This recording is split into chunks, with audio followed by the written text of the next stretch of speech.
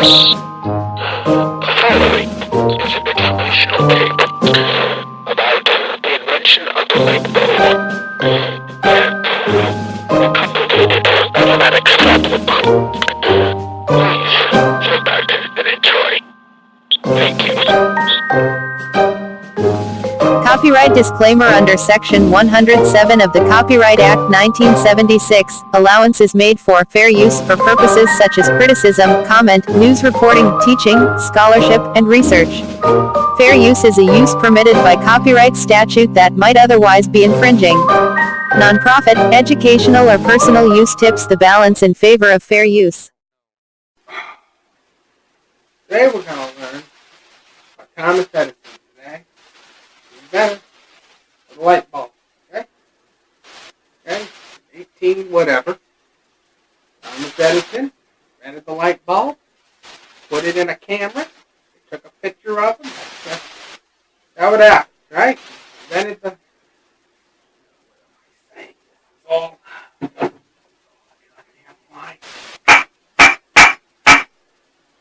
this thing made out?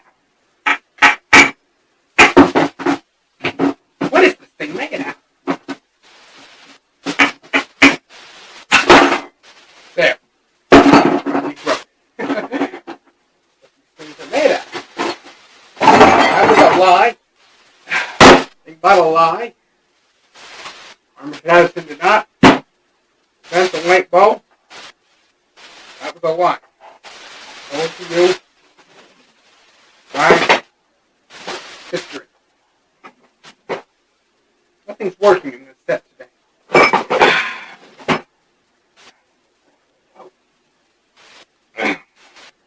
Nothing's working in this set today, kids.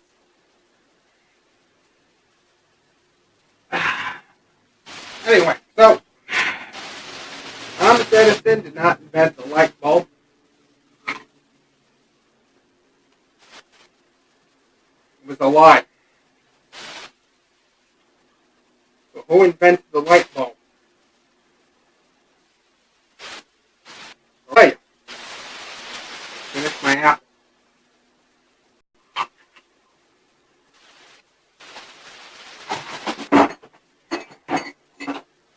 What is this light bulb made of? It doesn't break an impact.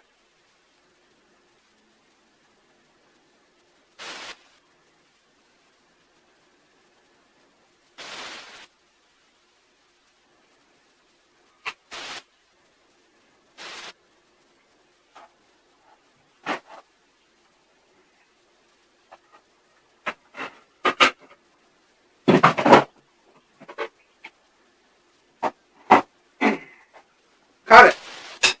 Cut the tape. Cut the tape. Meet an apple.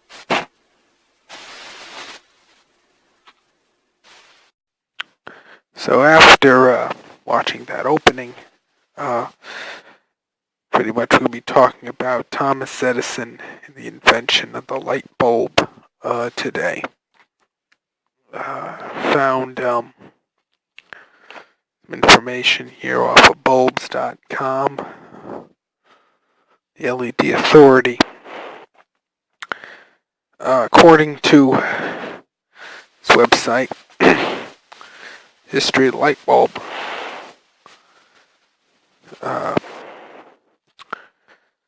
History of the Light Bulb, according to most sources, including this one,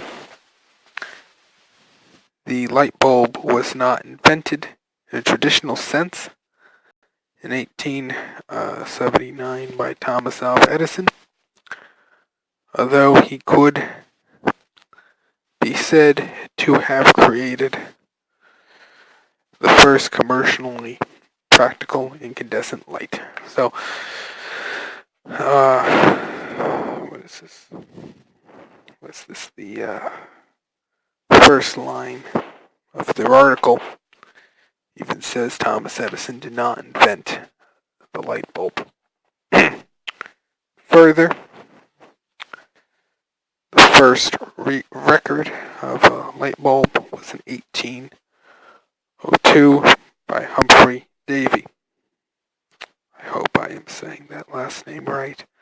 Humphrey Davy invented the first electric light. And you can read the whole article. Bulbs.com be in the description below. Let's see. Davy also invented the electric battery. An electric battery. When he connected wires to his battery to a piece of carbon, the carbon glowed, producing light. His invention was known as the electric arc lamp. So, 1802 was the first record of a light bulb. So where does Thomas Edison come in? Where does Edison come in? So between Edison and Davy, I hope I'm saying that name right, Davy. Well, spell on the camera. Spell to whatever this thing is. Looks like a camera. Anyway, spelled on the tape recording camera. The light bulb was invented in 1850 by an English physicist by the name of Joseph Wilson Swan. Okay, the light bulb by enclosing carbonized paper filaments in an evacuated glass bulb. And by 1860, he had a working prototype. But the lack of a good vacuum and an adequate supply of electricity resulted in a bulb whose lifetime was much too short. So, to consider effective proper light. So the second major record of a light bulb would have been 1850. Joseph Wilson Swan, inventor of a light bulb device. Now we get to where Thomas Edison came into the picture here.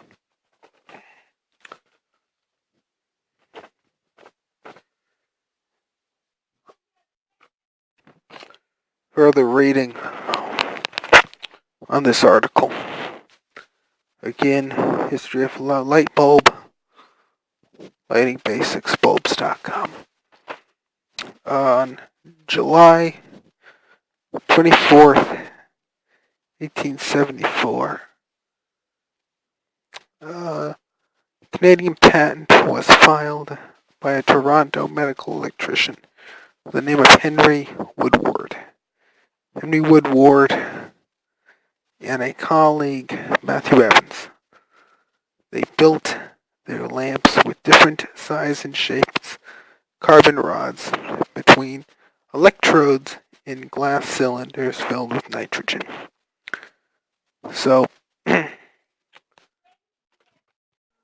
probably wondering right now, where's all this going? We've been hearing about scientists prior to Edison who invented the light bulb. Why don't they get credit? Why is Edison getting the credit? And when does Edison come into the picture? Well, in 1879, Woodward and Evans sold their patent for the electric lamp to Thomas Edison. See, this is how and why Edison got involved. There's landscapers outside the window. Damn. So let's see. So yeah, if you hear some lawnmowers, that's what that is. So in 1878, why are we going back 1 year? Well, here's why. Thomas Edison began serious research onto developing practical incandescent lights. Okay? This is important. This is, okay? However, he continued to test several materials of metal filaments to improve upon the original design. By November 4th, 1879. He filed another patent because he bought the patent from Woodward and Evans. He then improved on the light bulb. So this is where we get that he invented the light bulb because he had the patent and then he improved upon the patent, and obviously Woodward and Evans, unfortunately not being from America, being from Canada, wouldn't go into American history, I would imagine. So this is probably why we don't hear about the Canadian scientists, or would the other ones come from England? Yeah, I think, British scientists, yeah, and the ones who came from England. Okay, but we hear about the American scientist Thomas Edison because basically American history. So, yeah, the rest of them pretty much we don't hear about. Well, Edison improved the light bulb's design, mainly based off of the filaments. And a picture should go up on the screen. Should go up on the screen anytime from bulbs.com of the original carbon filament bulb made by Edison. So the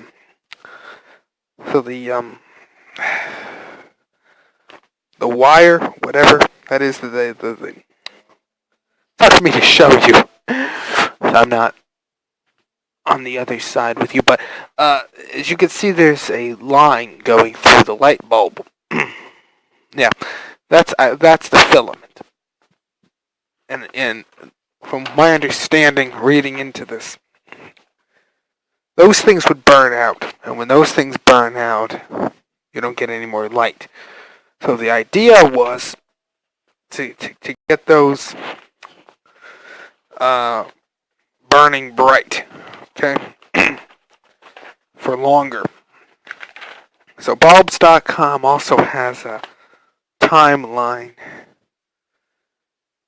telling you from 19, wrong page.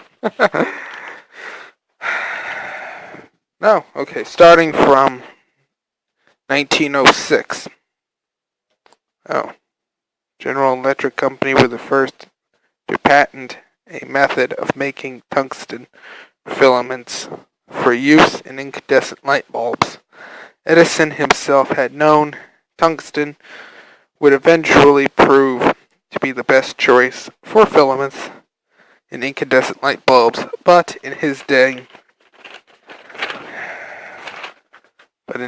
the machinery needed to produce the wire in such a fine form was not available. Yeah. So they do have a timeline at the end. So, so for the next segment in this, I don't even know what to call this.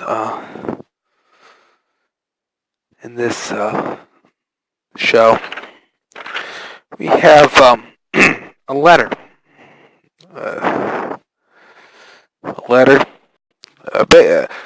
Death has a problem. Okay, he has of all the other problems he has, this one I can solve. But death has a problem. The problem is going down a river at 2 miles an hour. My canoe loses a wheel. How much pancake mix would it take to reshingle my roof? And believe it or not, this has a solution. So the first part of the problem is a simple distance equals rate times time equation, okay, or D equals RT, okay? And now we don't know how long he spent down the river, or how far he went. So, but we know how fast he was going. So to plug in this equation, it would be D equals 2 times time, or 2 times T. But again, it's not solved. You would have to divide 2. You would have to. You would put in 2 for the rate equals distance divided by time. Now, the second part of the problem is long and time consuming, but it does have an answer. I think. I mean, if I didn't do the math right, or something isn't right, somebody tell me. But I believe I got the basics right. See, we don't know the square footage of Death's roof. I think he lives in a lighthouse. I think. I don't know. The intro was kind of confusing, but I think he hinted that he might be moving. I think. I don't know. So the first part of research into this, according to houselogic.com, so everything has to have a .com at the end of it, a typical 2-story, 2,300 square foot house with a medium pitch roof, I guess there's different pitches of roofs, has a roof area of about 1,500 square feet. Okay, so that's our first number, 1,500 square feet. So, looking into this, the most popular method of reshingling a roof would be, as according to WikiHow, is that, because that site has how to do everything, would be to scrape off the old shingles and nail new ones on. Now, we're not nailing shingles. We are not nailing shingles. Would be more logical, but we're not dealing with logic here, now are we?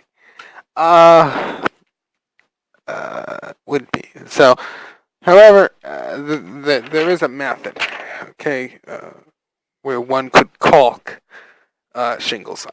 Okay, so this is the closest method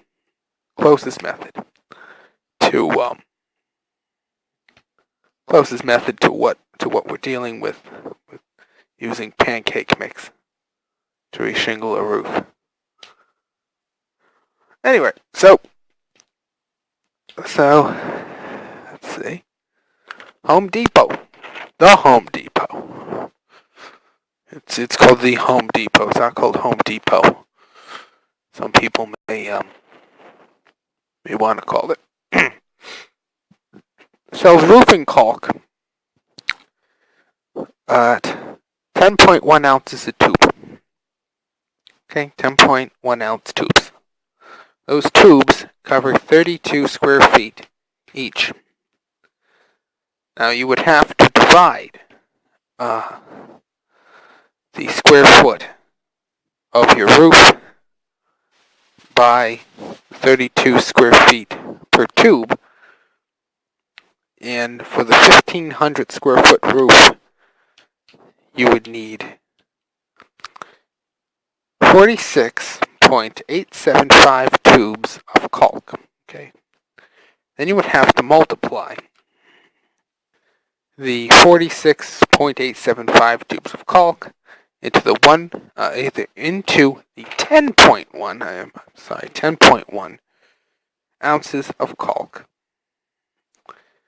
The total amount of caulk needed to cover 1,500 square foot of roof. And the ounce coverage for a 1,500 square foot roof would be, well, this is a big number. Well, it's not really a big number, it's a big decimal number.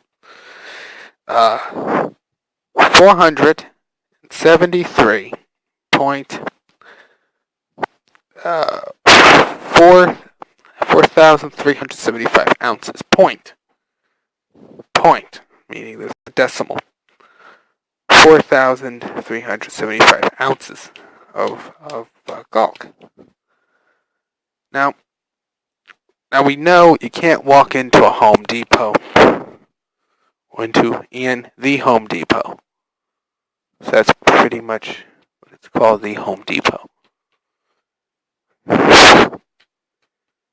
Thanks to the people from the Mandela effect.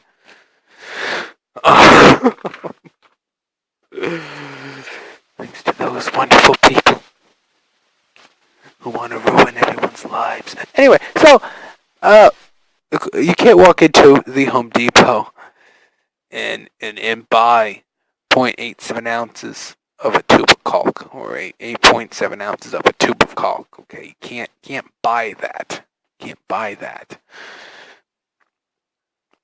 875 ounces of a tube, of caulk. Can't walk into a Home Depot, do that. We can't be doing that.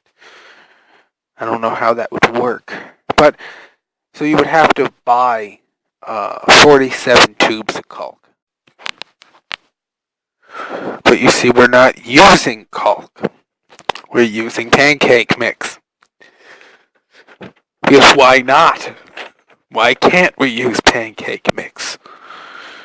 We should be able to use pancake mix. And you can. Really, you can. So according to Google, because I looked this up on google.com, brilliant site, by the way.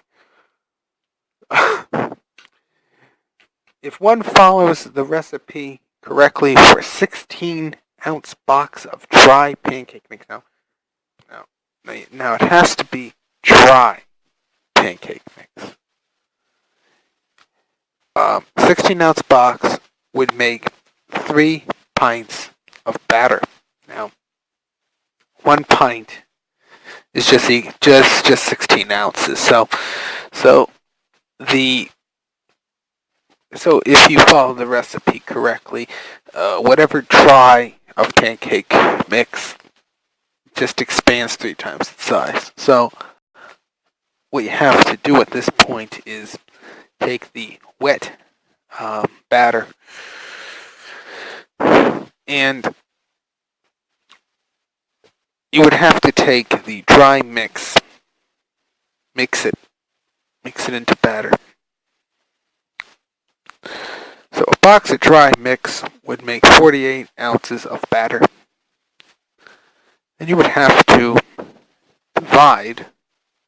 See, this is where I don't know if I did the math right. You would have to divide 473.4735 ounces of caulk. You would have to divide 48 into that, and you would get 9.87328125 boxes of pancake mix. So now that number again is 8. Not. Yeah, there's a lot of numbers here. Okay, there's a lot of numbers. 9.86328125 boxes of pancake mix. You would have to buy to reshingle the roof. Multiply that by 3. So that would expand 3 times the size. Again, a store cannot sell someone a fraction of a product. I'm not even going to say that. So you would need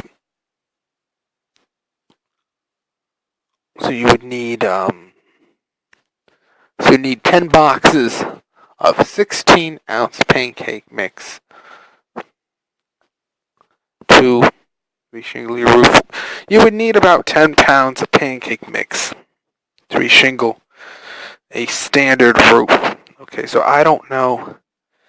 You have the numbers. I don't know how much square footage your roof is. I don't know how you would reshingle a lighthouse. Reshingle wherever you're moving, if you're moving. Is he moving? I mean, that picture of the. But he posted a picture of the family station wagon with the U-Haul. No? You sure? Oh well. Well, if he's moving, then good luck to him, I guess. All right. So, so you have the numbers. I don't know how to square foot a lot.